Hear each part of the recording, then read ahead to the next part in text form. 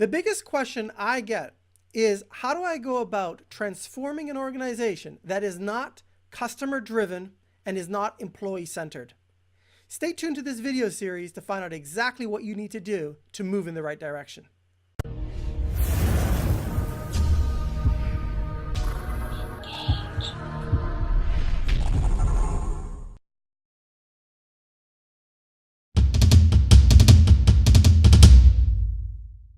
Hello and welcome to the first video in this important series. In order for us to answer this question, how do you go about transforming an organization that is not customer driven and is not employee centered, we have to apply a certain basic approach or a framework. So one of the frameworks that I like to take a look at is, first, let's take a look at what the current assessment is of a typical organization that has these problems. Then we can take a look at where do we want to go, figure out the gap, prioritize the work, and get on with getting the project underway so that you can realize the benefits. So as part of our current assessment, what is it that we want to take a look at? First of all, we have to start at the top of an organization and take a look at the executive suite. Everything that executives do, it leads by behavior, and everybody else will follow this behavior throughout the whole organization. So we have to start at the executive suite. The second thing we need to take a look at is employee work processes. Don't worry, this is really quite interesting, and it's important that you understand these key points.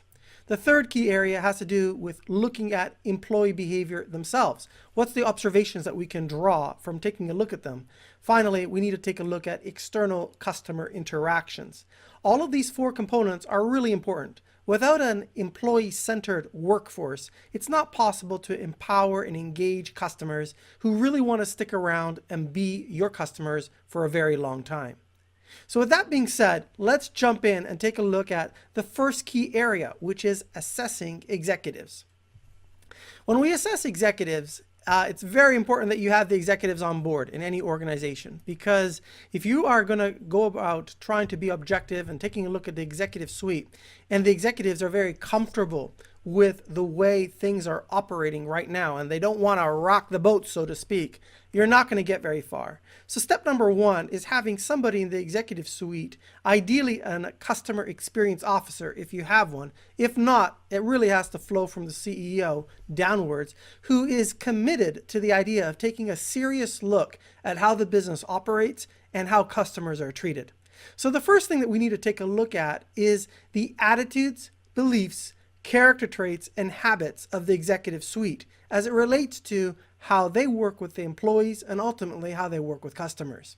So the way I want you to remember this is ABCH: attitudes, beliefs, character traits, and habits.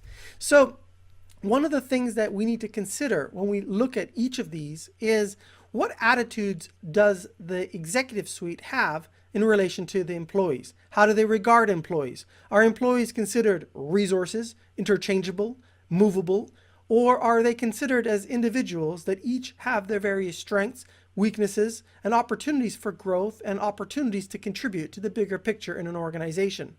It's important to understand how the executive suite sees the whole idea of interacting with a team and interacting with customers, being able to lead by example. What are their beliefs about how customers should be treated?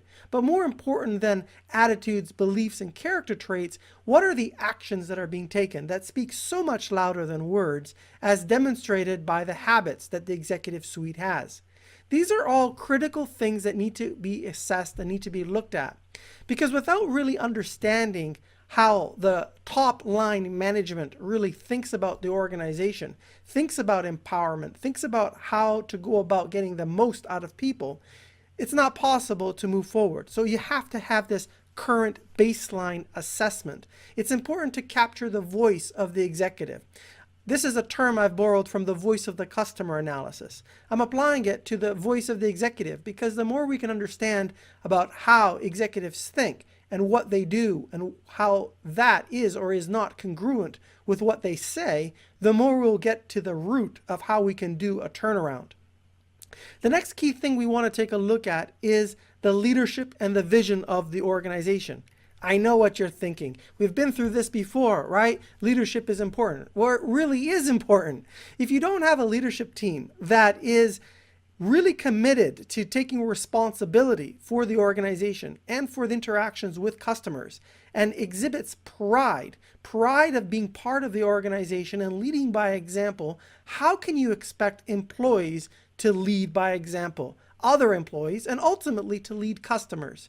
Customers need to be led because we as executives in a company need to be able to demonstrate that we have industry experience and can help a customer through a collaborative, consultative approach to solving their needs. How do the executives, through their leadership, instill trust and empowerment in an organization? That's really a key question. Everybody talks about empowerment, but how is it actually being operationalized? This is a key question that I want you to think about in your organization. How do you go about leading by example and empowering the people that are on your team? One of the other things that you can consider is taking a look at 3 different types of moments of judgment. A moment of judgment occurs when somebody in the executive suite interacts with an employee or a customer and a perception is formed. We have 3 different types of perceptions that can be formed. One is a moment of pain. This is where an expectation has been let down. A customer expectation wasn't met, an employee expectation wasn't met, or an employee's expectation to another employee wasn't met. These moments of pain start to stack up, and as they start to stack up, it creates frustration and it creates a lot of issues that will come out over time. The next key area has to do with fantastic moments, moments that are differentiated because an employee felt special. An employee felt that they were heard, that they were valued, that they were acknowledged. And after all, isn't these feelings what all human beings want? They want to be acknowledged. We want to be heard. This is an important aspect for our leadership team to consider. So ask yourself, how does your leadership team go about acknowledging, listening, and following up with what the employees of the organization have to say? These are all key points to transitioning from an organization which is very policy focused to one that is employee centered. The last key point when we think about moments of judgment is the moment of indifference. The moment of indifference is one where really an employee doesn't really care one way or another what the top level management has to say, as long as they essentially have a job. This moment of indifference means that you do not have the heart and soul of the employee with you to help you implement the vision that you have at hand. And what you do have is a body that clocks in and clocks out. Ultimately, this means you do not have an engaged workforce when everyone turns into being indifferent. So this is all relating to the whole topic of leadership. And I want you to consider, what are the key success drivers of your business? Many organizations try and improve on all facets of their business when really we cannot be great at everything. We have to be acceptable at everything, but we must focus on excelling at what's really critical to your business in moving yourself forward. So focus on those core competencies that you have. And in order for you to do that, you have to, of course, identify them. So the next question I have for you is, how well do you really know your employees? I mean, seriously, I'm not talking about knowing that you have an employee named Sally who is 35 years old and has been working for your organization for the last 5 years. I mean, what is Sally's career path? What are her motivators? What does she want out of her career and her position within this organization? How does she feel that she can best contribute? What is she passionate about? What are her values, beliefs, morals? Really understand who your employees are. Now, I know what you might be thinking. You might say, Ray, I'm part of a large organization and it's not really quite feasible and possible to get to know everybody. Well, to a certain extent, I can understand that. But for the people that you are in direct contact with on a very regular basis, and I would even say one level down from that, so that you are the manager once removed, you should have a very clear understanding of who you're working with. Now, let's suppose that you're in a very large organization, and let's say that you have 6 direct reports, and each direct report has 6 to 10 people. So you would say, well, that's 6 times 10, that's 60 people. Well, 60 people, you can get to know 60 people over the course of a year and understand who they are by making time to get to know them, to pay attention to them. And ultimately, by being able to understand these individuals at a level that is greater than just focusing in on the task at hand, you will start to build loyalty. You'll start to build loyalty because the employees will see you as being invested in their future. That's a key point. When employees feel that management is invested in their future and cares about their future, you will start to see that employees start to care about the vision that the executive staff wants to project onto an organization. Now, the next key piece that I want to share with you when we consider looking at the executive suite is how does the executive suite communicate? Communication is one of the most important skills any professional has. It is particularly important when we take a look at the executive suite. Every move, every word, every way in which an executive communicates is registered. It's registered based on looking at the body language, the tonality, the words that are used. It's registered to understand and make a judgment call if the executive is authentic, if the executive is transparent, and if the executive is somebody that can be trusted. So what I want you to do is to think about how you communicate with your team. Think about the different tools that you use and the frequency that you meet with your team, the tonality of your voice, and ultimately, how much do you really encourage feedback? Now I know what you're going to say. You're going to say that we have an open door policy here at our company, and that's great. However, I've been in many different organizations with open door policies, and the truth of the matter is, it's open as long as you don't really ask the really hard questions. Let me give you an example of a hard question that an employee should be empowered to ask. Here you go. An employee in an organization should be able to go to the CEO and ask a question like this. Mr. CEO, what is our plan to ensure that we architect a true frictionless customer engagement and a customer experience? How do we ensure that every aspect of how we engage with our employees and our customers is frictionless, such that we build loyalty both with customers and employees? See, that's a hard-hitting question. If you don't feel comfortable to ask that question to your executives team, then there is a challenge, because we say, or many organizations will say there's an open door policy, but you feel uncomfortable asking questions like that. Or perhaps you want to ask a question such as, how are we adding value in our sales and marketing process? Ask that question to an executive team member.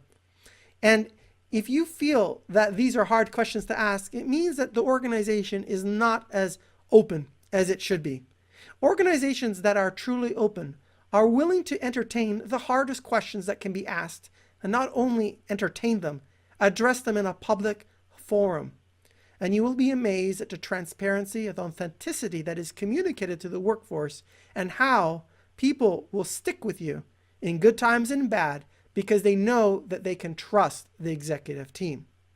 So this is one key area that I wanted to talk with you about, and that is, in any transformation to move to being employee-centered, to being customer-driven, we have to take a hard look at the executive team to make sure that this is truly a priority. And you'll find out very soon in a subsequent video, what do we need to do if it's not possible to have an alignment with an executive team that lives up to these expectations. So stay tuned to our next video, where we're going to talk about the next part of the series, and that is taking a look at employee work processes. Hello everyone, Ray Stendall here. Thanks so much for watching this video. This video is all about taking a look at how do we go about optimizing the employee work processes inside of an organization, such that you can develop an organization that is employee-centered so that you can ultimately be customer-driven. So one of the things that we need to first talk about when we are on this subject is taking a look at hiring practices. How does your organization go about and acquire talent? How do you go about taking a look at the requirements of your organization and making sure that there is a fit between the people that you recruit and the values that you have, the beliefs that you have, and ultimately making sure that the person who joins the organization is going to be able to support a culture that you yourself are architecting and carefully putting in place. The ability to recruit a team member is one of the most important skills that human resources needs to do. Frankly, I'm not even a big fan of the word human resources. A human is not a resource. A machine is a resource. So let's just scratch that terminology and say one of the most important things any organization needs to be able to do is to be able to attract people with talent so that we can add value in the marketplace. So one of the suggestions I want to make to you from taking a look at some of the organizations that are very employee-centered and customer-driven is to hire for personality and hire for innate skills and train for job-specific skills. So you might ask me, what exactly do I mean? Well, you see, if I'm going to hire somebody into an organization, I'm going to be looking for things that I can't teach them. I can't teach them to be energetic. I can't teach them to be truthful, honest, to have integrity. I can't teach them to be organized. These are things that they either have or they don't have. I can't teach them to have an attitude of being excited to serve customers and to serve fellow employees to get the job done. These are attributes that I've talked about earlier on and we'll talk about again. Attitudes, beliefs, character traits, and habits that you can't train for. So the first thing I should say to you is take a look at these aspects that you cannot really train for. The second thing is it's important when you go through the interview process to go through multiple rounds. Consider the following as a suggestion. Have multiple rounds with multiple goals for each round, with multiple people who interact and interview a candidate. So, and I'd also do it in multiple different places. So here's an example. Let's suppose that you have a 4-round structure, and in each round you have a different place that you meet. So you get to observe the person in different places. For example, the first place that you might observe them would be in the work environment. The second place you might observe them might be in a restaurant. The third place you might observe them might be together with other employees in a group panel kind of environment. The key idea is you want to change and put them in different situations so that you can observe as many data points as possible. The second key point is have different people interview the same person.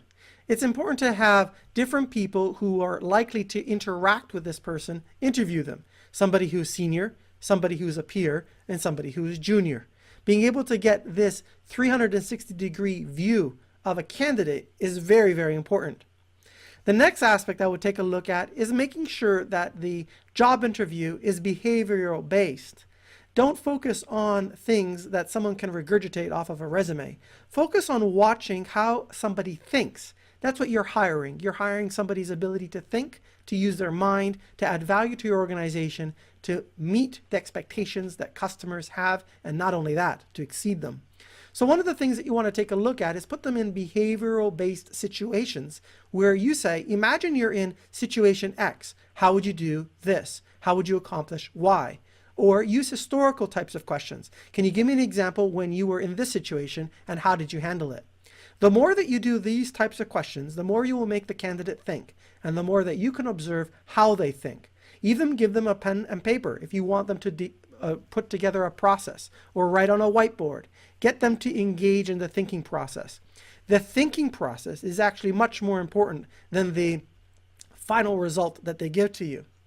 But many people skip this and they just stay at the superficial level. Now, once you go through and you hire somebody, I want to suggest that you follow an idea that Zappos has made pretty popular, and that is offer to and bribe them to not take the job. That's right, offer and bribe them not to take the job. You see, if a candidate who is just about to get a job to work in your organization is willing to accept a pretty juicy bribe, in the case of Zappos, they offer $2,000 to not take the job, then you know that they weren't really committed to staying with the organization in a longer term capacity. So determine for yourself what an appropriate bribe is and use this as an ultimate test. It's much better to get rid of somebody at the beginning of a process than to hire somebody who's not a good fit and only to have to let them go later on. The next key idea I want to share with you is probation. It's important that everybody realizes that when somebody comes on board, they're on probation. They're on probation for you and them to assess if a really good fit exists. So now that you've hired somebody, what's the next step from an employee work process standpoint? The next step has to do with culture indoctrination. That's right, culture indoctrination. In order for you to indoctrinate your culture onto them, it implies that you already have a well-defined employee culture. And there is some culture tools that I'm going to be talking about in this series. But the key thing with culture is it has to be built on a set of values. It has to be built on a purpose and a mission that the organization has, a way of doing business. If you do not have this at your root of your organization, every additional employee that you bring on board will not be indoctrinated, which means you will have a culture by accident and not a culture by design. So as you go through the process of indoctrinating your people into a culture, you want to teach them what your company way is. And I would recommend that you actually have some structured classes that explain what your company is about, what your history is, what your purpose is, what your goal is, and how you treat internal and external customers. Employees need to understand what is acceptable behavior, what is not acceptable behavior. And through this process, as you indoctrinate people into your culture, you're also going to pair the individual up with different people in an organization. We'll talk about mentorship in a little bit later on in this video series, but it's important that new employees have people that they can go to ask questions in a semi-relaxed environment without having to feel that they're going to somebody higher up in the organization to get some basic feedback and guidance. Now here's the next point, training.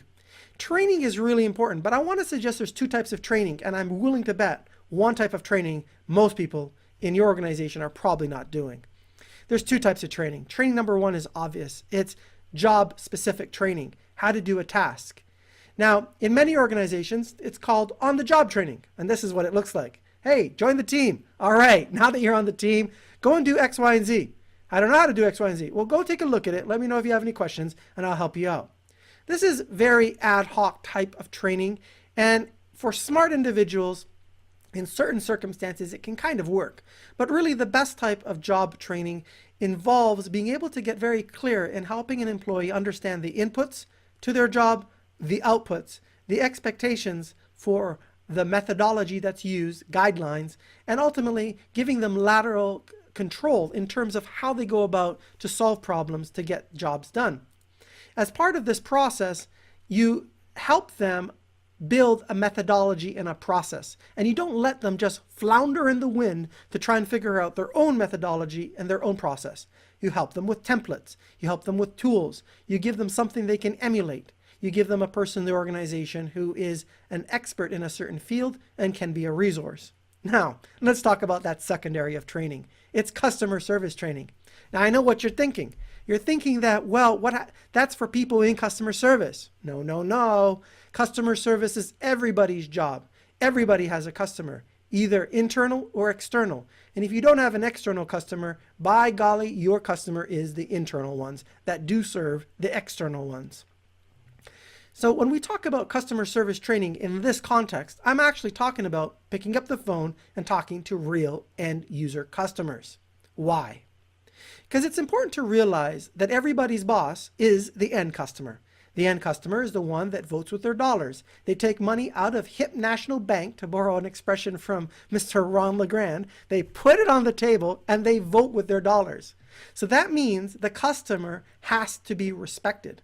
As part of being part of an employee-centered and customer-driven organization, you have to understand what it's like to interact with a customer on the line. Hear the customer complain, hear the customer be happy, hear the customer's positives and negatives and feedback, and ask questions and be able to address them. And if you don't have the answer, to get the answer from another team member.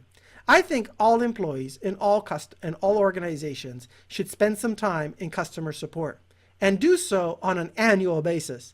If more people would spend time dealing with the customer, you would have a drastically different overall demeanor when you are not directly facing a customer. So that's my second key area that I think every organization must do. And while I didn't mention it in the first video that talked about executives, I think every executive in every company must do a tour of duty, and that is picking up the phone and talking to customers in the call center.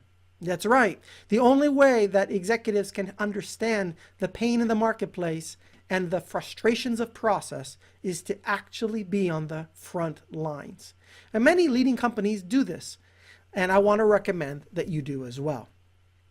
So the next aspect here has to do with motivators. You know, all individuals are motivated by various things, and some things are very basic and some things are a little bit more complicated.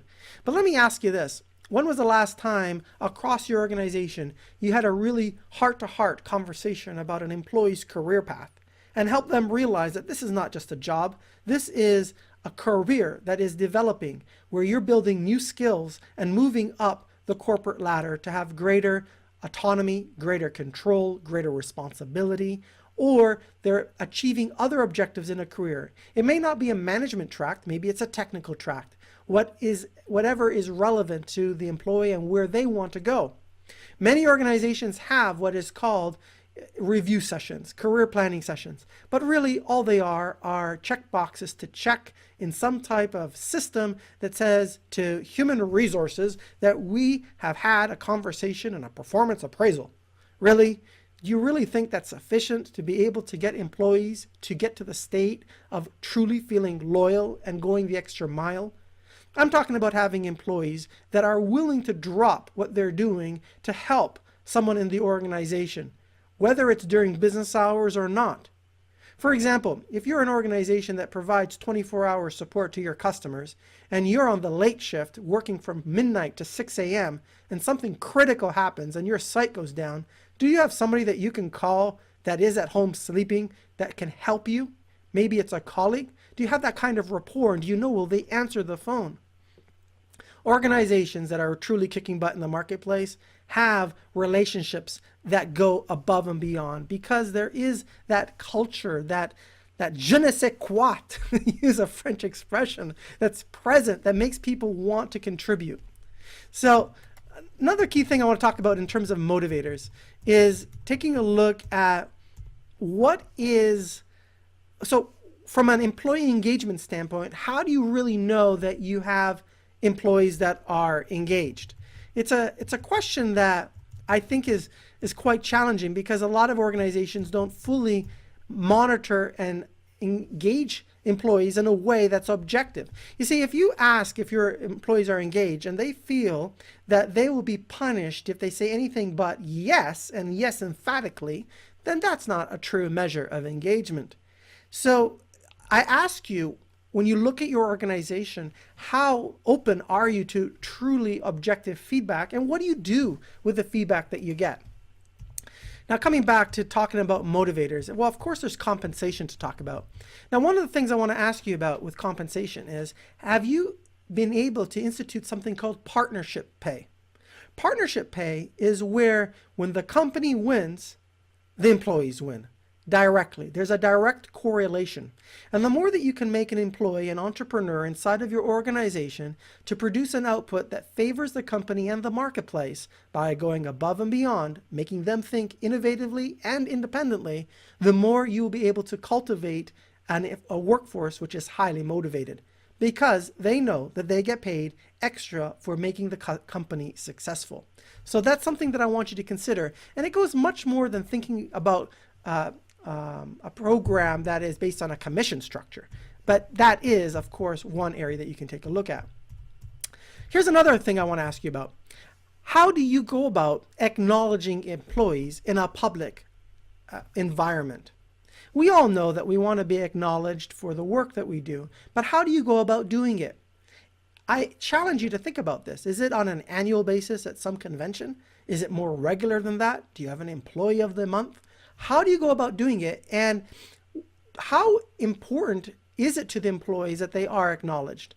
Is there anything that goes along with it beyond simply having their name read out on a newsletter or announced from a microphone somewhere? Do you put your money where your mouth is when you acknowledge somebody. So these are some things I want you to consider. Now, the next area that I want to take a look at is trust. Trust is such an important factor inside of building an employee-centered organization, because let me ask you this: how do you actually empower employees? Think about it. I'm willing to bet that you think it's more complicated than it is, and I've already kind of given you an answer. The answer is you trust them. That's right. After you have done a great job of hiring them, training them, indoctrinating them into your culture based on your values, your beliefs, and where you're headed as the purpose for your organization, then the next step is to trust them. Trust them to use their judgment. You hired them because they have a set of innate skills, an ability to think, a passion to serve customers. So trust them. Now, will they make mistakes? Absolutely. They will absolutely make mistakes. But see, this is where you get to separate amazing management from average management. Amazing management will say, my employee made a mistake. I had to pay for that mistake. But that was also a learning lesson. And let me make sure that it was a productive learning lesson. Did the employee learn what the mistake was? Do they know what they'll do differently next time? And now, is this a more valuable employee to me than somebody who didn't make that mistake? They're more valuable. Of course, big mistakes can sink the company. I understand that. But I'm willing to suggest that the majority of mistakes are not going to sink the company. And the way you respond and treat an employee who's made a mistake says so much more about the way you view empowerment and trust than anything else that you could possibly do inside of an organization. Now, I want to suggest that you build a budget that allows an employee to take action to solve a customer problem on the spot, especially if you know the lifetime value of a client. The Ritz-Carlton hotel chain is pretty famous for giving each employee a $2,000 budget to solve problems. And they can do so at their discretion because they know the lifetime value of a customer is significantly more than $2,000. Well, how do you go about empowering your employees to solve problems on the spot, and do you give them a budget to do so? This is an important piece that I want you to really consider. And I want you to make it the de facto standard in your organization for employees to say yes to solving problems, and make the exception no. Let them ask for permission to say no to a customer, and by default say yes. I hope that registered. That's a really important key concept, and it's one that you can use to really make some massive improvement in your organization. Now, here's another key point. Let's talk about mentorship. Mentorship, everybody knows having a mentor is important, but really ask yourself, what type of mentor-mentee relationships really exist in your organization, and what are you doing to foster them? Do you help pair together people who are likely to have a good fit? Are you involved in connecting with both parties to make sure that they actually get value from connecting with one another, and that there is a personality fit and a career fit? Do they have scheduled meetings? What are the outcomes of those meetings? You see, every organization must consistently be thinking about two things. One, how do I help my existing employees get to the next level in their career? And how do I bring on fresh new employees through this funnel? You see, the problem with organizations that are stagnant is that their employees are stagnant. They are stuck in a role, and they clock in and clock out, and they get bored. If you don't want to have that problem, you have to think of yourself as a train of employees that are moving up the structure, that are expanding, unfolding, growing, and are able to contribute in a greater capacity because they have been groomed in the culture that you have set in place. That's very, very important. Great organizations build paths for their employees to move up and across. Stagnant organizations have employees that do the same thing day in and day out, year in and year out, decade in and decade out. And guess what? The employees get bored. So finally, the last thing I want to talk about in this video is feedback mechanisms. A feedback mechanism is one in which you truly create listening posts throughout the organization. as well as outside, but I'm going to be talking about it from an inside perspective so that you can really understand what is on the mind at a logical perspective and on the heart emotionally as it relates to your employees. Now, I know that might sound like a bunch of wishy-washy language, but I got to tell you something. Your employees are emotional creatures. You are an emotional creature. And the more that you understand an emotional creature, the more you can get the best out of them. That's what leadership is about. It's about getting people to follow you because they believe in what you have to say, where you're going, and how you plan to get there. So I want you to have feedback mechanisms, listening posts in place. I want you to collect this information, do so in both objective manner, do so in a way which is where privacy is ensured, but most important, you have to display all of the feedback. You have to display it in a public forum. You have to be authentic and transparent. Just think about it this way. If you have an employee who offers you feedback, and then when you go to review all the feedback with all the employees, that person's feedback is not included, how does that employee feel? How likely are they to contribute feedback in the future? So that's step number one. Step number two is you have to openly discuss the good and the bad.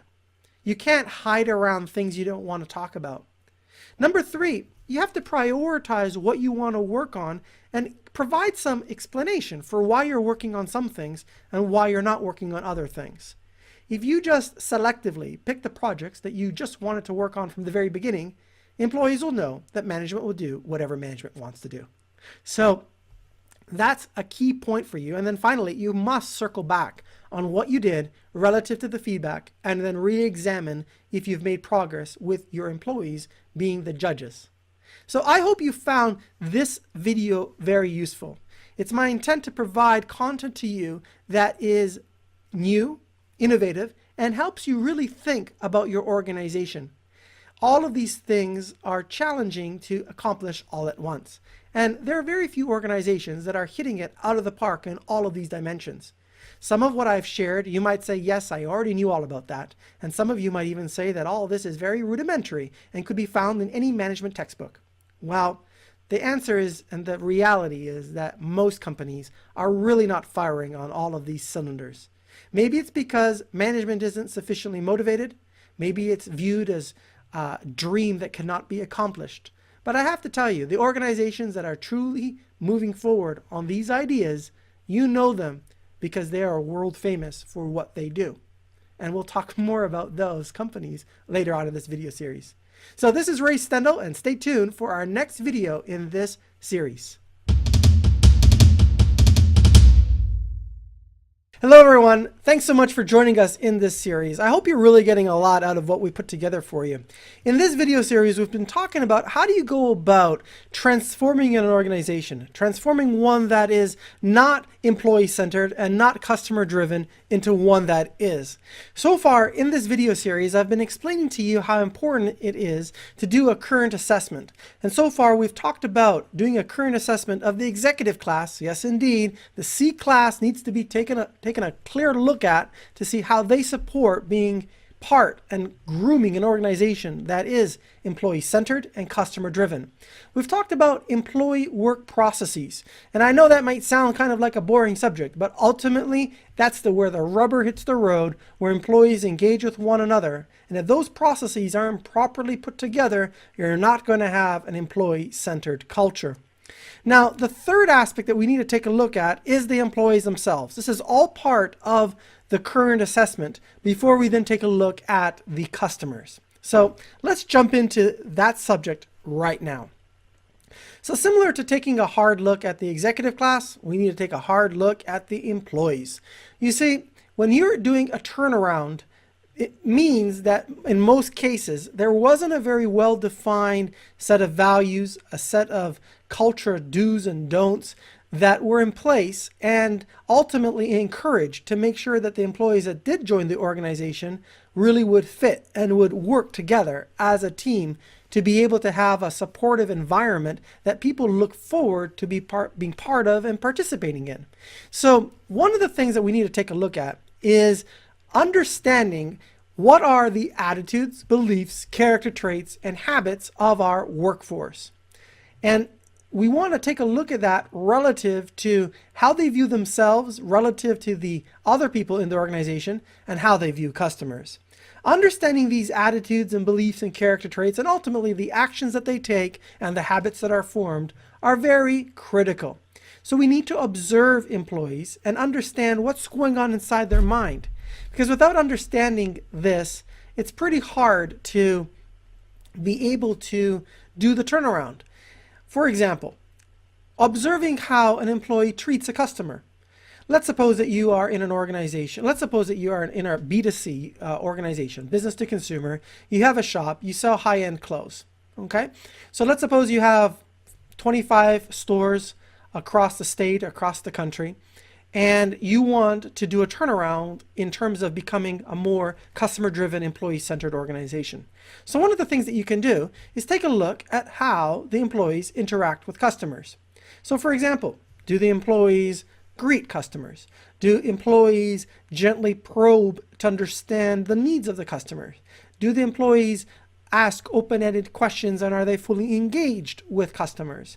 Do the employees view the customer as the ultimate boss and one that must be treated like a VIP? Are these values ingrained inside of the employees? Or does the employee sit at the counter, talk on the phone when a new customer comes in the door? Or does the employee basically view the customer as somebody that they have to talk to, not somebody they want to talk to? I could go on, but I think you get the picture. Being able to understand how the employees view themselves relative to other employees, because sometimes an employee has another employee that is their internal customer. And if the internal customers are not properly served, how will employees ultimately be able to serve and empower external customers? Kind of makes sense, doesn't it?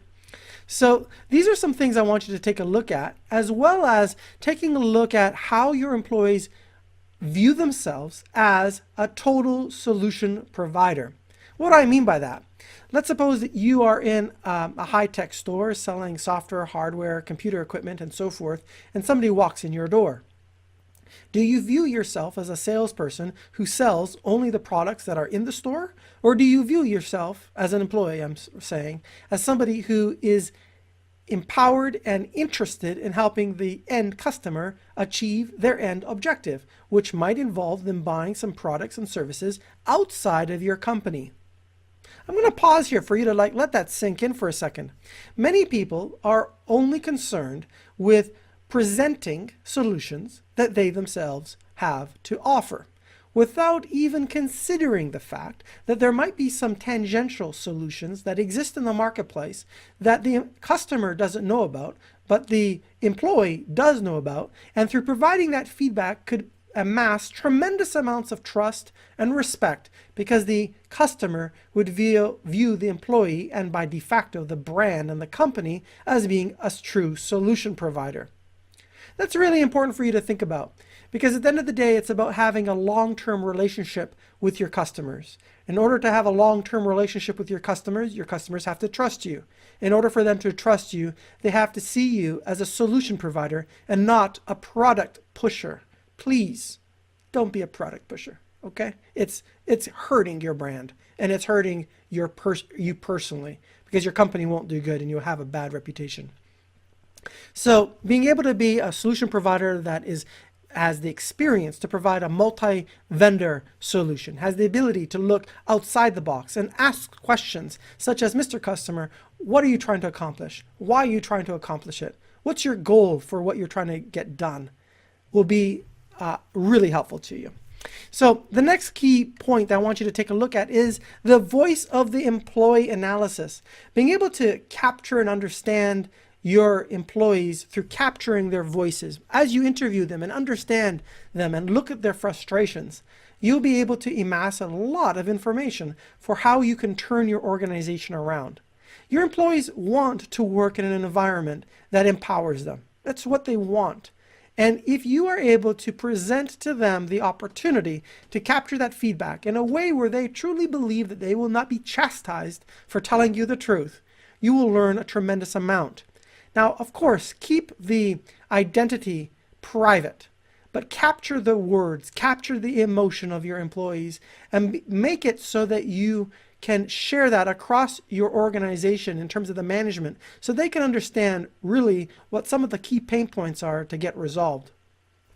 Now, earlier on, we had talked about moments of judgment in terms of moments of indifference, fantastic moments, moments of pain. Well, this applies both externally and internally. The more that you can understand the key frustration points that are eliminating the opportunity for employees to serve each other and serve customers in a way that it moves the business forward, the more these things exist, the more you're falling behind, because there are companies right now in your field that are actively pursuing what I'm talking about. And if you don't pursue these ideas, you will be left behind, and your employees will leave you and go to the companies that are actively engaging with them. This is one of the #1 priorities globally. And I have a special report that I'm going to be sharing on this subject pretty soon, and I think you're going to find it very interesting. So when you're taking a look at employees, one of the key things you want to take a look at is friction points. And I want you to consider, how is data being utilized in your organization? And are you limiting data to your employees based on company policies that are not serving you? Let me give you an example. Let's suppose that you have a team of individuals that are involved in supporting the sale of a relatively large business-to-business solution that involves various technologies and so forth. And you have certain people on the team who are mission critical to being able to technically explain the value of the solution, but they are limited to not being able to see information about the customer in your sales automation or customer relationship management solution. Why? Because they are viewed as a technical resource and one that is not necessary to be able to track some of the other business related metrics and information you know about your clients. Restricting information pigeonholes the person in the organization to only a certain function. Now, what happens if this employee has a skill set, experience, knowledge, passion to serve the organization in a way that requires a little bit more information than they have been given to based on the function of their role? Well, ultimately, you have hurt yourself in this process. So I want you to consider how information is being used, and I also want you to consider looking at, do you have poor customer policies that are not serving you? Let me give you an example. Let's suppose that you work for a large telecommunications company, and one of the things that you do every time somebody pays their bill late is you charge them a ridiculously big late penalty fee. So now that you have employees on the front lines talking to customers who are angry, who call up and say, hey, why do I have to pay this big fee? I realize I was late, but I've been a customer for 7 years. Give me a break. And the more you put your employees in a position to have to capture these, what I call negative profits, bad profits, profits that are not helping you in the organization, the more you hurt yourself in 2 ways. First, your employees are put in a difficult position and will resent you as a management team for putting them in this position. Number 2, your customers will hate that you're extorting money out of them for what they believe to be relatively innocent infractions. Now, I'm not suggesting that you should allow your customers to pay you late. What I am suggesting is you should take a look at all of the different negative policies that you have that put your employees in a bad situation vis-a-vis your customers, and ultimately put your customers in a bad situation vis-a-vis your brand. And rethink that, because it's not helping anyone, and you shouldn't be profiting through negative policies with your customers, because that's not the way to build a strong brand in the marketplace that is truly customer driven and employee centered. All right, let's move on and talk about cultural tools. In an organization, to have a strong culture, it doesn't just happen by accident. So there are certain aspects that we can think about. And I learned a lot of this by studying Zappos and Tony Hsieh. He has a lot of great things to say, and I highly recommend that you take a look at some of his books and some of his works, and even get the cultural book from Zappos. I ordered it, and it's a great example, which I'm going to talk about later on in this video. So first of all, when we think about tools that can support a culture, there's a few things that I want you to consider. First of all, it's your story. Where did the organization come from? How did it get started? How did it grow? How did it develop? Where are you headed moving forward? In order for you to have new and existing employees to rally around a brand and an identity, you have to create that identity. That identity has a history, has a story, has ups, has downs. And the more that you can make sure that everybody understands what that identity is, as well as where that identity came from, the more that you'll be able to cultivate a culture that is homogeneous. Very, very, very important. Another key aspect that I've talked about earlier on in this video series, but I want to emphasize it here, is that your organization must stand for something. You cannot just be an organization that does a lot of lip service and talk about things like being customer first and employee centered and integrity and we work at the speed of light and all kinds of stuff like that. What you need to have is real values that have been collaboratively put together and documented across an organization. Now, I'm not suggesting that every single employee in the company sit down and get together on a big conference call to get this done. What I am suggesting is that you do have representation across the organization who in turn works with sub-teams and other sub-teams to bubble up and pull together and brainstorm the key values that an organization has, then to categorize those values and move some of the sub-values into the key value categories, and ultimately come up with what the key values the organization has and further validate that with your organization. Why is this important? If employees are not part of the process of constructing the values that the organization has, how can you realistically expect the employees to want to live up to those values? You can't, can you? In addition to this, having the employees be part of the vision of the organization is an important part. I'm not suggesting that the leadership should just let the employees decide where the company is going to go altogether. But I am suggesting that they need to be part of the process if you expect to have them follow the vision. So we've talked a little bit about story and the history of the organization. We've talked a little bit about the importance of values in the organization. I want to talk to you now about role models and having a spokesperson in your organization. Every organization needs to have key role models at different levels of the organization that employees can look to for guidance, inspiration, motivation, as well as role models external to the company who interact with the press, the analyst community, key business partners. You want to have a role model in your organization that when an employee sees that role model doing what they do outside of the organization, they can say, oh, he works for XYZ company. She does this in our company, and I'm proud to be part of that company.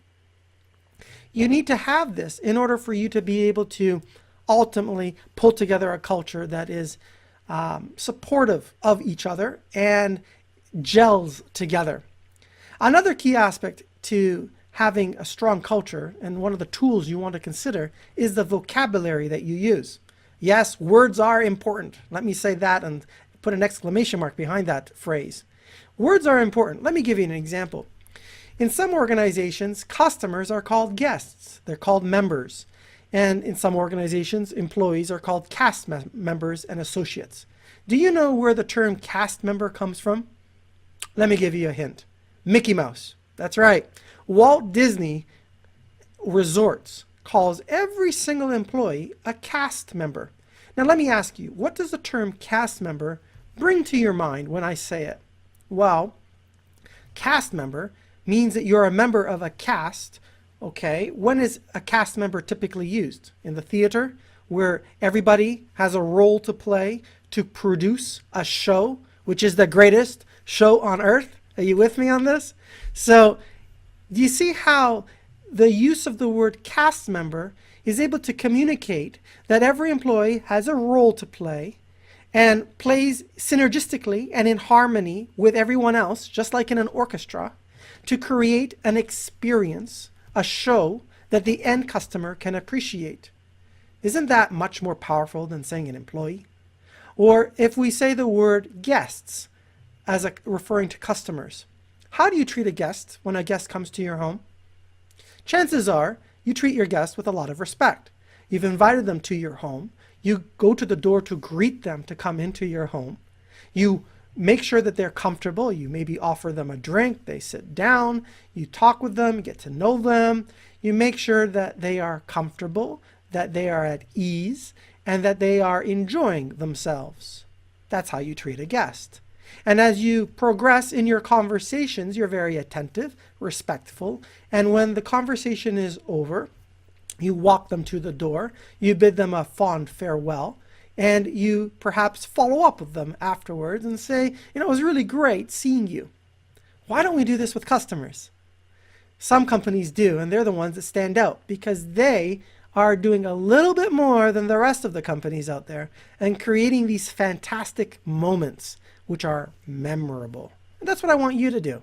So when we come back to cultural tools, being able to look at the vocabulary that we use is very, very important. What's the vocabulary that you use? That's a key point I want you to consider.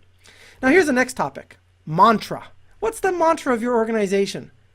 Every organization must have a mantra. A mantra is a short phrase that allows everybody to lock into the mindset of what the values and the purpose of the organization is, so that it's very easy to transfer this mindset across employees. Let me give you an example. When you go to the Ritz-Carlton, as you probably have heard from other famous examples using the Ritz-Carlton, they are ladies and gentlemen who are serving ladies and gentlemen. That's their mantra. And at the beginning of every workday and every shift, they have a group meeting and they remind each other of that while they tell hero stories, which is something I'm going to talk about in a second. So let me ask you, what is your mantra? Zappos is delivering happiness. 2 words, delivering happiness. And as long as employees give a solid and an honest effort to live up to these statements, the company seems to do pretty good. Because these are well articulated phrases that mean something in this organization. It's not just buzzwords. It's something that means something. So I want you to develop a mantra, and this mantra should encapsulate everything that your company is about in terms of your values and your mission and where you're headed, and make it nice and simple so somebody can repeat it and pass it on to the next guy on the line so they can repeat it, get themselves in the right mindset, and then execute against it working with customers. The next cultural tool that I want to talk to you about is all about a sense of community. You can't have an employee-centered organization in the absence of a community. It's a community of like-minded individuals who come together for a like-minded purpose to work with each other to help their customers excel and solve the problems that they have. And ultimately, this community needs to be nurtured and grown, where trust is built and fostered so that individuals learn that they can count on each other, that they can depend on each other, that they can act like a real team that is synergistic and not a team of people who, it's not a real team, a group of people who are just really in it to advance their own specific agendas. So building a community is really important, and this will really help you during crunch time. When you're about to launch a new product, you're about to do something during your process to deliver value in the marketplace that requires people to go above and beyond. If you have that community in place, people will come together to pull the weight so that no one member of the team is left shouldering the whole burden of the project. Very, very important. Now, as you think about these different things I'm talking about, it's important that you defend the culture in your organization. You have to defend it because there are going to be people who from time to time are out of line. They don't really understand the culture or the community. They're maybe new to the organization. And just like a pack of dogs, in an example, will correct each other when a younger pup maybe does something wrong, to use this expression, you need to be able to protect the culture in your organization. Self-monitor it to know what's right and what's wrong, and defend it because it's what makes your job environment special. So another key point I want to talk to you about is really how do you go about doing some of the stuff I'm talking about here. And I want to suggest that you go through this assessment that we've been going through in terms of looking at your executive team, looking at your work processes, looking at your employees, and really understanding where are you today, and be honest about it. and have a member of the executive team part of this project who is your sponsor, who's going to help grease the wheels with some of the other organizations that may not entirely be on board because maybe they're comfortable being comfortable. This is the step number one. I know it's taken a few videos to get here, but to answer the question of how do you do a transformation, you have to realize step number one is an assessment. And you can't just assess the little employees down the line. You got to assess the whole organization and the processes and the systems that they use to get the work done. So that being said, stay tuned for our next video where we're going to now dive into and take a look at the customer environment. Hey, welcome back. This is Ray Stendall, and thanks so much for being part of this video series with me. So far, we've been taking a look at doing an assessment to understand how you can move from an organization that is not employee-centered and customer-driven into one that is. We've looked at the executive suite, we've looked at work processes, we've looked at employees, and now what we need to do is take a look at, get some hard facts on what's happening with the way in which your organization interacts with customers. So when we think about interacting with customers, let's follow the process that begins with acquisition. So I want to ask you to take a serious look at all of the friction points that are involved in acquiring a new customer. What do I mean by that? When a prospect makes any effort to connect with your brand in person, through the telephone, via email, through social media, to physically go to your office, when a customer or prospect makes this effort, anything that detracts from a positive outcome is going to be a detractor, is going to be something that is going to cause pain for your customer. In some cases, the pain is small. In some cases, the pain is big. But the thing is that the back of the mind of the prospect of the customer keeps track of all of these moments of pain. And it's like a bank account. And it's offset by moments that are fantastic, that are really great, that you have architected to do a really great job at going above and beyond and excelling beyond their expectations. And it's kind of in the middle when it's indifferent. So the first step is to really think about how you go about acquiring a customer and thinking about the touch points along the way, along the journey path, to make sure that that experience is frictionless. That's a key word, frictionless. So that's a key thing for you to remember. So now the next thing I want to talk about is the idea that friction points can be both direct or indirect. Here's an example. If somebody calls to talk to somebody in your office and you turn off the phone system to go to voicemail at 4:45 and you're supposed to be open till 5, that creates a problem in the minds of customers because they're frustrated. They called you, they had a specific reason to call you, and they know that you turned the phones off early. That's an example. How about an indirect friction point? An indirect friction point might be parking in a garage that is not well lit and potentially unsafe.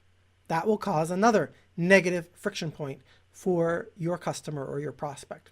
So now let's take a look at another aspect of acquisition, and that is, what is the percent of new customers that you're getting that come from referrals, and are you really building real customer advocates that share your message, share your brand promise with the marketplace?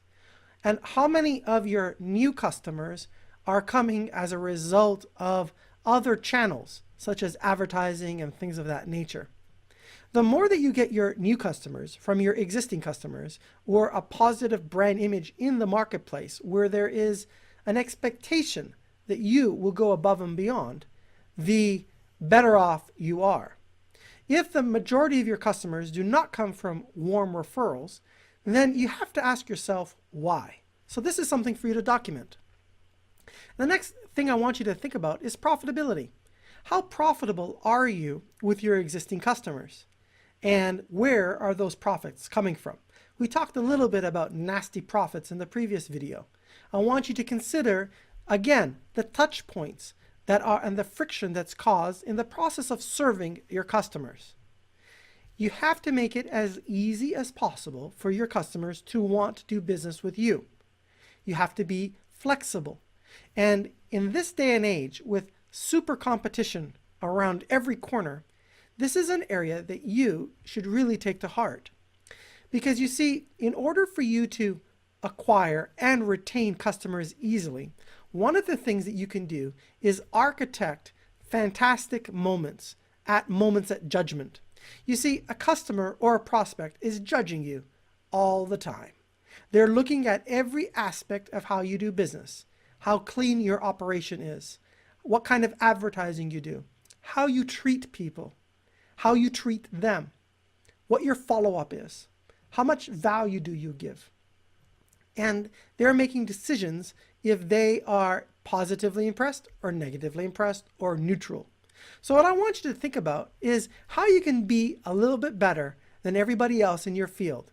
Be a little bit faster, provide a little bit more value, be a little bit more customizable, be a little bit more personable. Think of ways in which you can be a little bit more attentive and look for opportunities to serve your customers and prospects, particularly when they have a special request. Special requests are great because it gives you an opportunity to shine, to step out of policy and do something special for a customer. These are all opportunities for you and something that I want you to consider on the road ahead in your organization. But coming back to profitability, take a look at what % of customers are repeat buyers. How often do they buy? Is there a trend to see an increase in transaction size, an increase in transaction frequency? This shows trust. This is all metrics that you can monitor today as part of your assessment. Take a look at what the average length of time that a customer is with you and quantify the lifetime value of the client so far. Again, is this trend increasing or decreasing? All key metrics that you can objectively determine if you are doing well or have an area to improve in. Also, what's the extent that your customers are purchasing solutions across your portfolio? If they are, it means that they trusted you in one aspect of your business and are now moving on to growing with you in another aspect of your business. All of this is very important. So we've talked about acquisition, we've talked about profitability. Now let's talk a little bit about retention.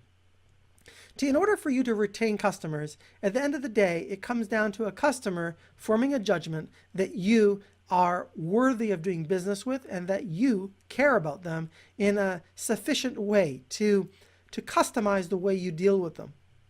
And judgments are being made at every step of the way. And ultimately, what you're looking for is to acquire enough quote-unquote points in the mind of the customer that you are an amazing brand and worth sharing with their friends, their family, and their colleagues. Why? Because they're putting their name on the line to refer you. Have you ever really been excited about a brand, one that you just had to tell somebody what a great experience you had? I have. I've done this with many different brands. And if you've watched some of my past videos, you'll know my story with Lexus. You'll know my story with other companies. I want to suggest that you too have these types of experiences. Maybe not as often as you like, but the difference between not having them and having them ultimately comes down to how volitional the organization and the management is about architecting these experiences right into their business processes. So finally, let's talk about sales. When you look at sales, you have to ask yourself, to what extent are you able to cross-sell and upsell solutions that are relevant to your customer, keyword relevant, and to what extent your customers trust you and make those purchasing decisions. Again, the more trust that you have, the greater the retention you will have.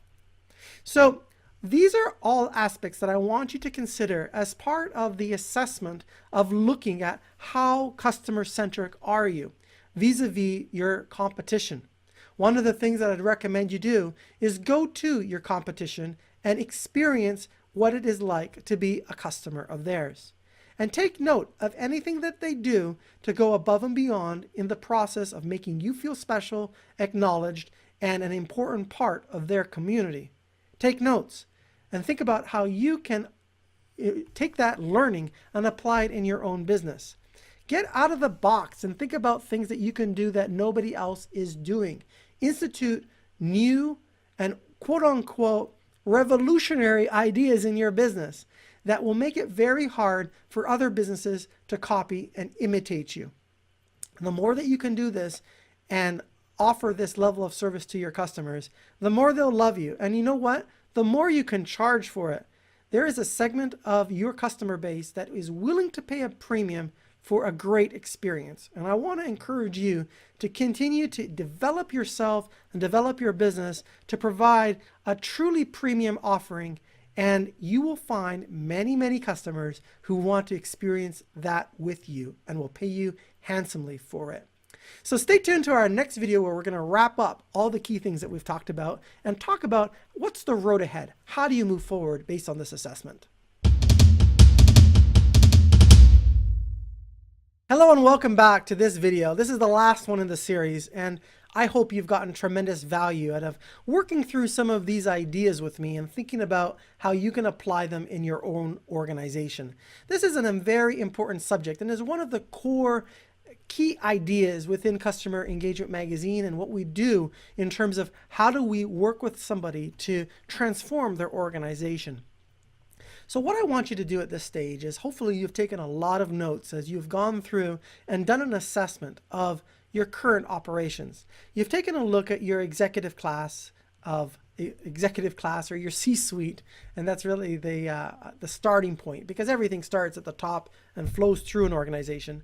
You've taken a look at your work processes, you've taken a look at your employees, you have talked to a number of them, you've captured the key ideas and frustrations that are on their mind, what their aspirations and their goals are for moving forward. You've taken a look at what are some of the approaches you can use to create a culture that is truly employee-centered, that can help you become customer driven. And you've also taken a look at your observations for how you interact with your existing customers. Wow, that's a lot of work. And I want to really congratulate you for getting this far into the process. Now, what do we do now? Well, what we need to do now is we need to plot a road to go forward and figure out how we can implement some ideas and strategies that can ultimately lead to some tangible benefits. So remember what I said when we first started this video. You have to have the support of the executive team. You have to be willing to make some challenging decisions in order to give new life, be reborn as an organization, and to move forward. So that being said, first step after understanding where you are is to figure out where you want to go. What's your desired state? So throughout this video series, I have been helping you understand how to assess where you are, but I've also been giving you a lot of clues and ideas and strategies and things to think about in terms of where you want to go. So what I want you to do now is to take everything that I've talked about and almost draw a line down the page where you have the observations on what you're doing today and figure out where you want to go into the future across all of these key points. Now, once you know where you want to go, the next key aspect is going to be to figure out what the gap is between where you are and where you want to go. What is the biggest problem that you face relative to what I've talked about? For some of you, that challenge might be at the executive level. You might be the owner of a business that has a group of executives that are not truly on the same page as you.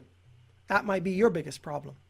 In other organizations, you might have a pretty strong executive team that is, in fact, on board with being employee-centered and customer-driven, but is having some challenges with the work processes and operationalizing some of these hiccups in the process and smoothing it out.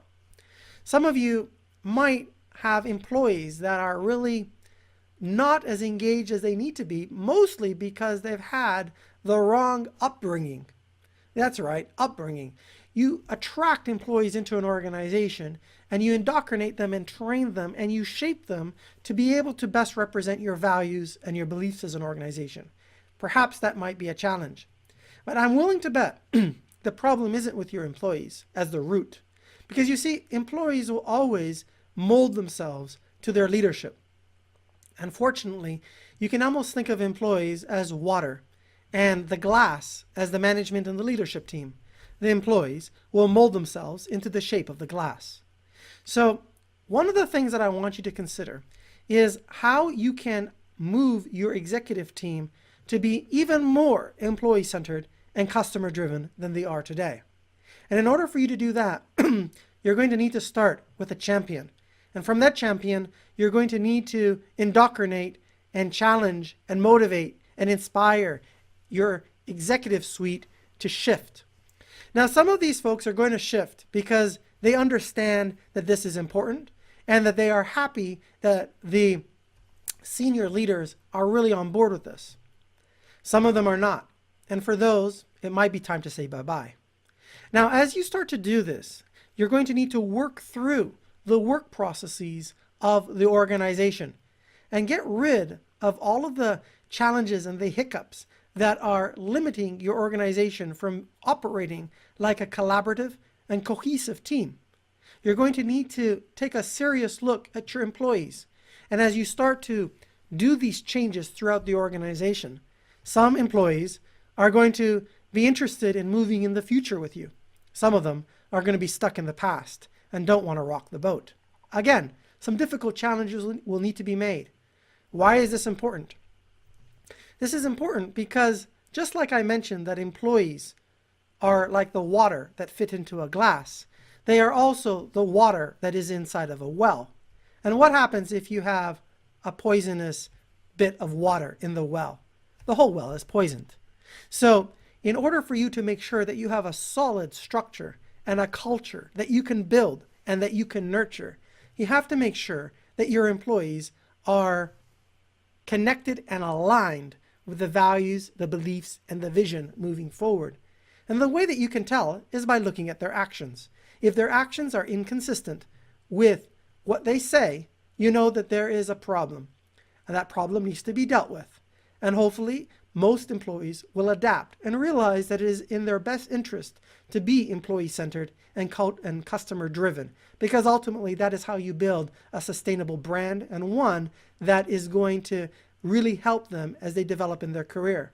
But don't make the mistake of trying to replace employees and shift your staff before you shift your work processes and your systems that support your staff. In most cases, it's not your staff's fault.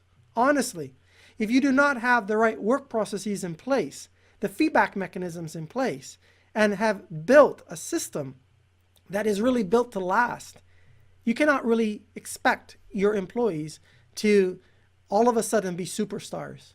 So the employees is the last one to take a look at after the work processes and after the executive suite. And as you take a look at your customers, this is very important, and I left it to be last because remember, it's hard and impossible to engage and empower customers if you have an employee base, work processes, and an executive team that is indifferent. So that's why first you must work on the employee side before you can work on the customer side. So as you figure out the desired state, you figure out the gaps across this process, figure out what's important. You're going to need to prioritize these gaps, and then you're going to need to create a plan to solve them. Now, I'm going to encourage you to not try and boil the ocean. There's a lot of things that I've talked about in this video series, and a lot of what I've talked about is important, but the sequence in which you operate is most important. Don't bite off more than you can chew. Get the results on a few items first, show the wins, and then use that to catapult yourself, build momentum into the next phase of activities. A transformation doesn't happen overnight, but it definitely can happen if you're committed to making it happen. So as you build a plan to resolve these challenges that we have brought to the surface, I want you to remember that every plan must obviously have a clear objective and a clear goal to understand what it is that needs to be accomplished. You need to have a clear scope of what the project is about. How do you define success? How do you define failure as it relates to the project? It needs to have a deadline. If it doesn't have a deadline, it's not a real plan. You also need to make sure that the time, money, and the human talent in your organization is brought into this project in a way that will lead to a project success. If you don't do that, if it's just a pet project of one or two people in the organization, it will go nowhere. Now, as you build this project, you have to treat it with respect.